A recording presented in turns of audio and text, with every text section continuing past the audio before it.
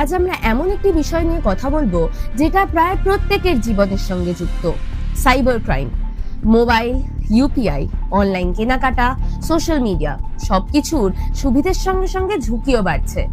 আজকের ভিডিওতে আমরা বুঝবো সাইবার ক্রাইম আসলে কি, ভারতে কি ধরনের সাইবার ক্রাইম বাড়ছে, ওয়েস্ট বেঙ্গলের এর কি পরিস্থিতি এবং সরকার কি করছে। সাইবার ক্রাইম মানে হলো ইন্টারনেট, কম্পিউটার বা ডিজিটাল প্রযুক্তি ব্যবহার করে করা অপরাধ।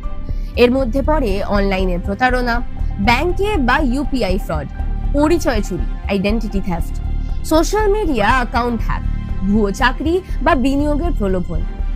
আগে অপরাধ ঘটতো রাস্তায়, আজ অনেক অপরাধ হচ্ছে মোবাইলের এই স্ক্রিনের ভেতর দিয়ে।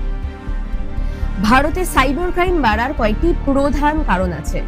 ডিজিটাল লেনদেন খুব দ্রুত বেড়েছে। ইউপিআই ও অনলাইন ব্যাংকিং এখন প্রায় সবার হাতে। অনেক মানুষ এখনো সাইবার সেফটি সম্পর্কে সচেতন নয়।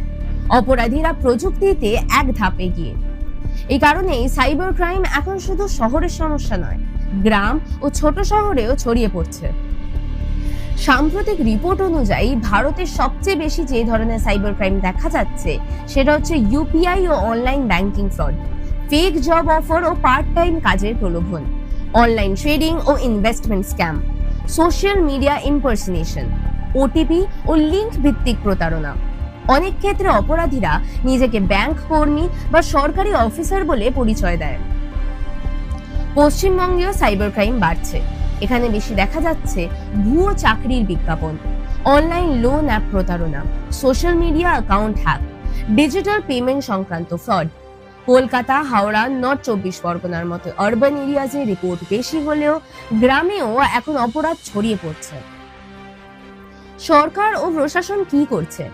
এই সমস্যার মোকাবিলায় সরকার কয়েকটি গুরুত্বপূর্ণ পদক্ষেপ নিয়েছে। Indian cyber crime coordination centre I4C, জাতীয় সাইবার ক্রাইম রিপোর্টিং পোর্টাল, রাজ্য স্তরে সাইবার পুলিশ স্টেশন, পুলিশ ও বিচার ব্যবস্থার প্রশিক্ষণ, জনগণের জন্য অ্যাওয়ারনেস ক্যাম্পেইন। এখন অনলাইন অভিযোগ জানানো সম্ভব যাতে মানুষ দ্রুত সাহায্য পায়। সাইবার ক্রাইম আটকানোর জন্য শুধু সরকার নয়, সাধারণ মানুষের সচেতনতা সবথেকে বেশি গুরুত্বপূর্ণ।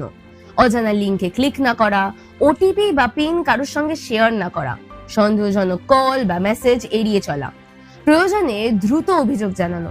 সাইবার সেফটি এখন বেসিক লাইফ স্কিল।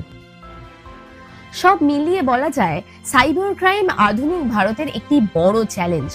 প্রযুক্তি যেমন আমাদের জীবন সহজ করছে, তেমনি সচেতন না হলে ঝুঁকিও বাড়াচ্ছে। ভিডিওটা যদি উপকারী মনে হয় তাহলে লাইক ও শেয়ার করো। কমেন্টে জানাও পরে কোন ইন্টারনাল সিকিউরিটি বা কারেন্ট অ্যাফেয়ার্স বিষয়টা জানতে চাও।